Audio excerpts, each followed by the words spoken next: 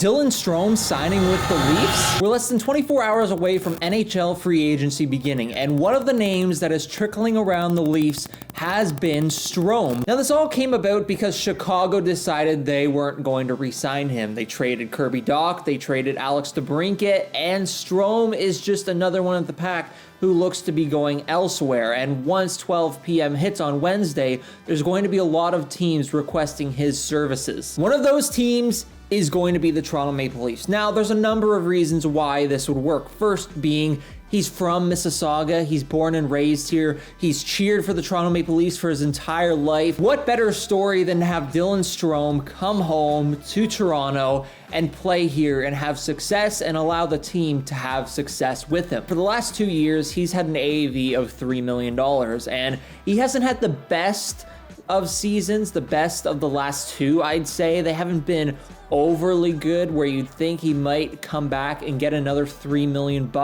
per year, but he's been decent. He hasn't been that bad. I do just want to bring up his pre-pandemic numbers for a second. He had 20 goals, 37 assists for 57 points in 78 games, and that was both with Arizona and Chicago. Arizona, he had 6 points in 20 games before he was traded to Chicago, where he had 51 points in 58 games that year. And if you're looking for other potential targets the Leafs will likely go for on free agency day, make sure to stay tuned for the end of the video where we get all the goods. We're talking about all the reports, everything that's happening. You look at the 2019-20 season where the season was cut short because of the pandemic. He had 38 points in 58 games, 12 goals, 26 assists, not that bad. Then you look at the 2020-2021 season where this is where he sort of went off the track a little bit. 17 points in 40 games. It's not the best, but it's also maybe not the worst. I mean, 17 points in 40 games, it's not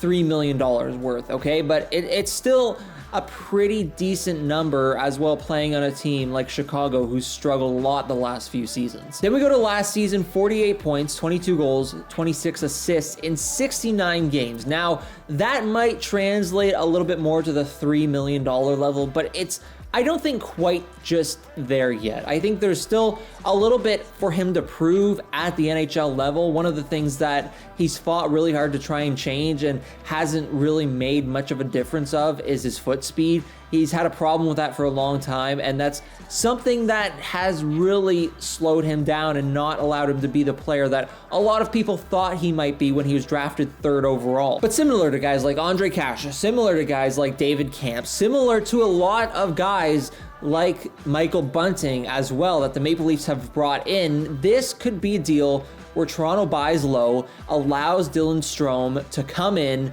and show his potential, show where he can be, show how good he can be on a team that he grew up watching, as well on a team that could potentially be a cup contender. Now, I'll spare my thoughts on Matt Murray and the trade that happened because I actually thought it was going to be a good trade. I really don't know how I feel about it now. I mean, it's a good bet on option, but at the end of the day, it's really high risk.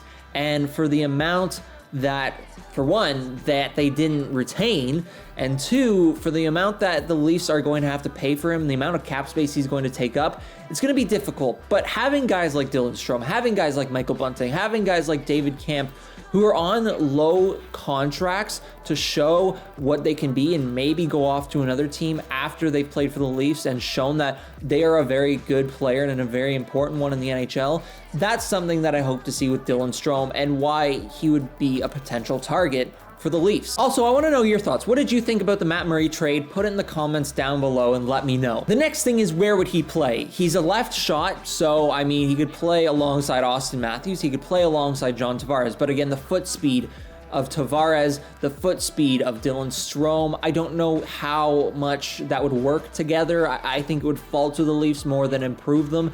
I think maybe you look at Strome on the left side of Austin Matthews and maybe try and get William Nylander there. It looks like Strome is more of a playmaker at some points. He does like to score goals, but he has more assists than goals at this point, so he could fit well with Matthews and Nylander, just feeding them the puck. And then the second line, you could have Michael Bunting with John Tavares and Mitch Marner. Marner still being really good, and Tavares slowing a little bit down. Marner could allow him to have a push that he needs to stay in the mix, as I should say. But if there was any chance Strome would come here, I think they would have to pitch him on playing with Austin Matthews. He's played with Patrick Kane. Imagine playing with the best American of all time, Austin Matthews. It's clear that he is at this point.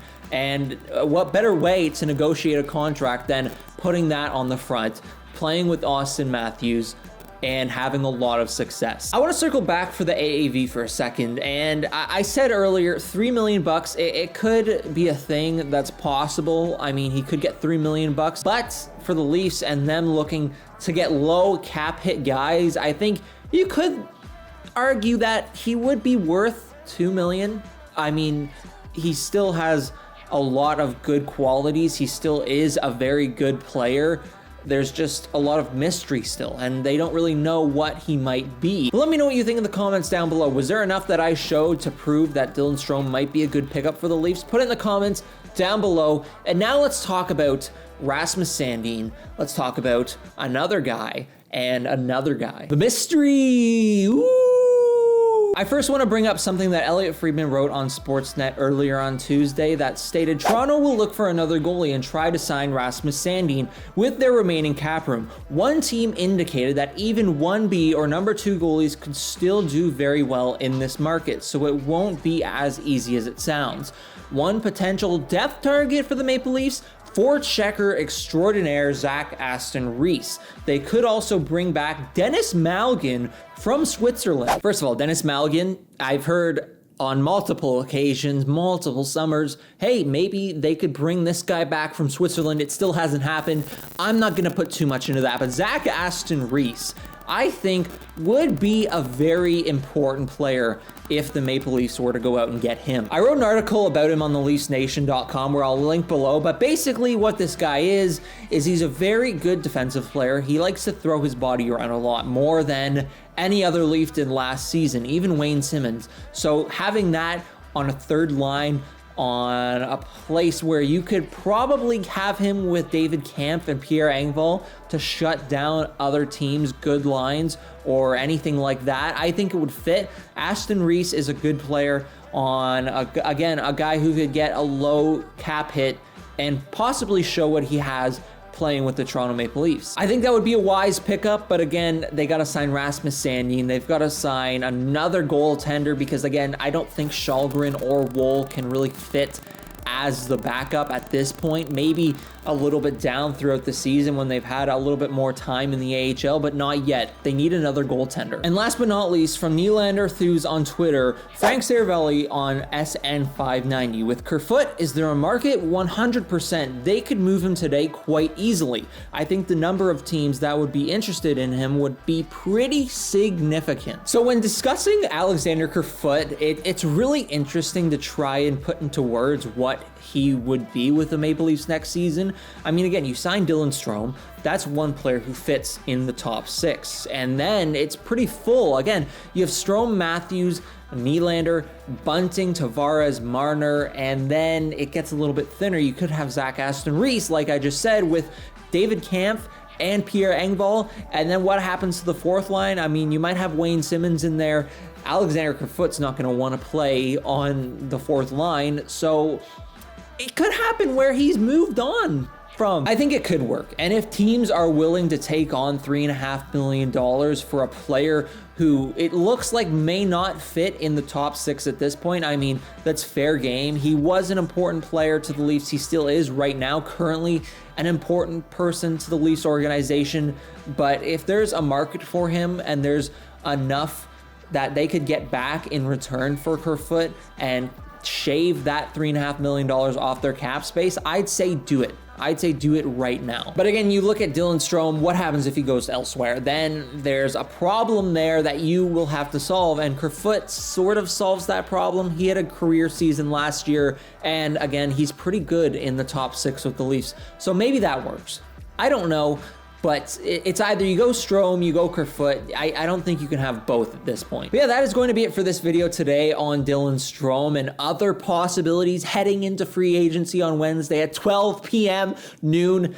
If you did enjoy the video, make sure to leave a like. If you really enjoyed it, subscribe. Also, comment down below what you think of all these possibilities. And again, thank you all for the support on the last video. It meant a lot. I mean, it's nice to be back making these videos.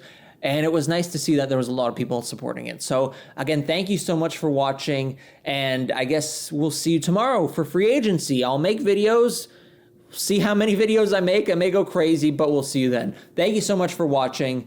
Free agency is looming. Less than 12 hours. No, less than 24 hours.